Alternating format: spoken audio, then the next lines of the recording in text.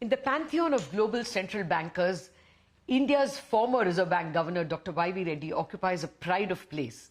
In fact, economist Joseph Stiglitz once said that if Dr. Reddy had been the chairman of the Federal Reserve in 2008, instead of Alan Greenspan, the US probably would not have landed in the Lehman crisis. Well, at the moment, the world is in a kind of US-led financial tightening and therefore possibly some crisis. So I have with me Dr. Reddy to understand the global scenario. That's one reason to interview him. But the second big reason to interview him is that his autobiography, Advice and Dissent, is now been published this month in Hindi, titled Vimarsh or Paramarsh. And with that, his memoirs are now available in 5 languages. I'll read them up. Na Gnapakalu, that is my memoirs in Telugu, Bhinna Abhipraya, differing opinions in Kannada, Daivam Chirikunna, God laughs, that's the translation in Malayalam, and of course the latest Vimarsh or Paramarsh means discussion and consultation, that is in Hindi. Well, Dr. Reddy, thank you very much for giving me your time. Thank you very much, Lata. You've always been very kind to me. Very pleasant, always cheerful, charming. I can't say anything more than that. Good. Let's start off seriously. Okay. No, so, you know, your book is available in 5 languages. Now Hindi. Why Hindi now, sir? Is it because the government is pushing Hindi? The current regime is? No, let me be frank. I don't think it was timed by me. It was timed by the Oxford University Press, which has undertaken the publication. And I got into an agreement 5 years back. Okay. But it took their own time thanks to COVID, Oxford, and all that sort of stuff. Therefore, I am not responsible for the delay. For the timing. For the timing. And therefore, I am also not taking any pro-Hindi or anti-Hindi stand. But I do believe that the mother tongue is important. Mother tongue is very important. And that's why I insisted on bringing my book out in Telugu, which is my mother tongue. And I also feel that you may think acquiring knowledge through English, but still you express wisdom, you're wise, only when you think of it in Telugu. I said this earlier also. And so first Telugu, that's why. Second one was Kannada. Kannada was another thing. In Kannada, what happened is that Professor Sriram, an eminent economist, now what he did was, he read the Telugu book, which he liked it, but at the same time, when the moment English was released, he said, this is better because it has a lot of technical also. We should the Kannada people be deprived of technical also. So he married the two in a way. It's a new product. And again, you can see the title, how it's different. Then comes third, Professor Thomas. Again, a very economics professor, very nice person, thorough gentleman. And he gave a lot more importance to family values. If you read in the Malayalam version. Yes, for the Malayalam version. And as you know, if you look at the book and the preface to the book written by all the translators, you will get this. That if attach more attach more importance to family values. Yes. And then finally you have the Hindi. In Hindi also, the preface explains why it's very important. And certainly Hindi is very important for our country. Most important is large population, very large population, Hindi speaking. Second is the age profile. The age profile is a lot more people are younger. So 3, at the moment, there's a lot of interest in share markets. So the Hindi belt is becoming conscious. The whole people are, young people also are coming up for concentrating on financial, yearning for knowledge.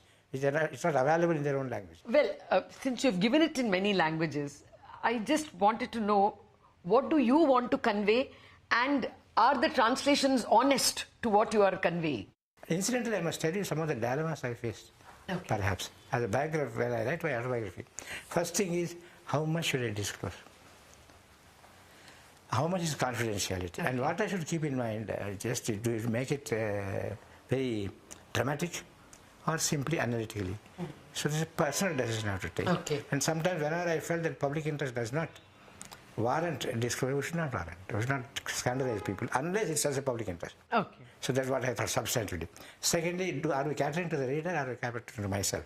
That's where I have to feel like saying something. I want to say something, and therefore I say. Then the reader is not in the picture. Otherwise, I think of what the reader may like. So that's again another choice. Another dilemma. Right. And third, of course, is that you have got to make a choice between a dialect, as I mentioned. So a lot of choices you have to make, a lot of ethical questions that you have to make. For instance, Arun Jaitley pointed out that when the finance minister spoke to me in 1988, he did not know that I'm going to disclose to public now. Is it moral for me to disclose to public now? These are the issues that come up. That you have to tackle. I agree with you. So, but, for me, in your advice and dissent, the chapters 11 to 15, where you tackle the 1991 crisis, is the most interesting. The reforms still have a magical quality. Today, since then, do you think we have done anything as dramatic or as paradigm changing as 91? Let me start disagreeing with your first statement. Okay. 1991 magically is not correct appreciation. Okay. The correct appreciation is 1991 is a decontrol era. Okay. It's not a reform, it's decontrol. Okay. You had a tight control, license control, right? You relax the controls. You did not change the law instantly. Most of the law was not changed. Deregulation. Okay. So they used to say, I will not exercise this power. Okay. There are a lot of powers which they are exercising before. Under the deregulated regime, they started saying, I don't want to exercise this. Not exercise. So the regulations, they are dilatory. Whereas after 91, actually during the period of Vajpayee and Yashwant Sinha and Jaswant Singh, real reform took place in terms of institutional change, law, fiscal responsibility legislation, FEMA, all these things have been brought about by this. So in my view, and it's not only my view, Shankaracharya, former chief economic advisor, has written a book on this, where he explains how Yashwant Sinha was the leader of the reform in India. So first, I want to say 1991 is not dramatic, important, politically very important to lose the control. That has been done. That's P. Sarkar and Manmohan Singh can take credit. But reform is really Manmohan Singh, not Manmohan Singh, but it's Vajpayee. And Yashwant Sinha and Jaswant Singh. Okay, sir. Well, but 1991 still is a paradigm shift in our memory. Let me bring you to the present, because I think that's what the world wants to hear from you. Like Stiglitz said, the 2008 crisis was because there was loose monetary policy. Now, the US is tightening very dramatically. About 500 basis points of rate hikes in 1 year is unheard of. What do you think may be the repercussions? Do you think it will be recession? And what may be the repercussions for a country like India? See, we have to view the perspective. See, 1991 reform was of India because the problems in India versus the rest of the world. Not a global, though technically we ascribe it to this oil crisis. It's not a global in that sense. It's not our reform. Our headache, basically. When it came to 2008, it's not really us in sense, but it's a crisis of financial sector and North Atlantic, basically, not us.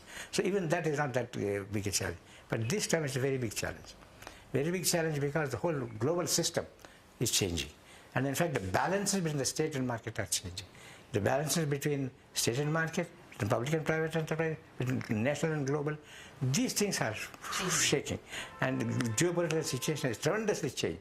So this sort of a change which is definitely disrupting, but definitely not going to end up easily in any particular solution. Okay. So a huge uncertainty that we're living through. And therefore, I think being nimble-footed is good for our policy. See, better to be cautious than over-optimistic. Don't be adventurous. And we should be careful about telling people that this is a real problem. So I don't think it's appropriate for us to create false impressions. But we should, and people are now quite intelligent, they can understand our position. I think we should really give a balanced view of the challenges. The balanced view is be careful. Okay. But, we often say that we were the fastest growing economy in 2022 and that even after the slowdown to maybe 6%, we will be the fastest growing economy. There is a bit of self-praise when we describe the Indian economy. You think that is dangerous? Is it well-founded? What are the red flags? Let me put it this way. It is all by and large truthful. Nobody can say it's not correct. But you have to also make a distinction. India and its people. India and its people. What's the wealth of India? What's the income of people? Oh. So if we recognize people matter for India, not just India by itself, then you have to view it together. And you have to say that this is what India stands for. These are the people. So if you say India GDP growing very fast, then you should say, what the per capita income, Bangladesh is growing faster. Okay. So like this, we should keep constantly, at least the readers, and everybody else should keep constantly in mind that things may have to be, you may have to see little more than you read the newspapers, that we put it that way. And therefore, I think things are, certainly I think short term is very bright. Certainly short term is very bright. Because again, we are taking advantage of two situations. One is we are not very well integrated in the globe. And the globe which will work to our advantage. Right. So therefore, that's one. And secondly, we were ourselves not very much into any ideological position, either politically or economically. We were just somewhere in the middle, left right, left right. So in that ambiguous position of non-commitment to any particular ideology, any particular, we're taking advantage. And I must compliment the Prime Minister for taking advantage of this particular neutral position. The uncommitted country is giving him a lot of dividends now. Oh, yes. Even geopolitically. Yeah, geopolitically. That's what I mean. So that's why I would say that I think people have to be perhaps far more careful than what they are now about the Indian economy and its prospects. Okay. And the society also, if I put it that. But we do have twin deficits. So now a budget will come up in less than a month. Do you think fiscal deficit should be a worry? We ran up a deficit because of COVID.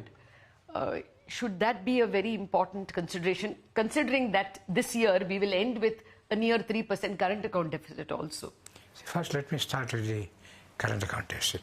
See, current account deficit definitely influences the medium-term view. Because it's not a current account deficit which determines the exchange market. The exchange market are determined by capital account. Capital account transactions. So short-term fluctuations are entirely due to. So current account deficit may not be built into day-to-day movements. Current account deficit will be built into structural. Yes. And also the effectiveness of current account deficit in transmission to the exchange is highly diluted because less for us, supply chain, etc. That's one. And therefore what we have a situation is that current account should be a worry when people assess our fundamentals, but not for market volatility. For that I have to look at capital flows. In the capital flows also, we have slight problems also in capital flows because our reserves have been built out of borrowings basically, and more important, the debt portion and particularly government portion has been increasing a little large now. Okay. So the composition of capital flows requires a careful watch before we attract anymore. But at the moment we are not in danger as far as the current account is concerned. I think I should say that as Rangarajan pointed out in his book, the external sector has been put a firm footing. And virtually we have no, external sector is no longer a constraint for our policy in the last 30 years. We can be very proud. Rangarajan can be very proud. And then you come to the issue fiscal of deficit.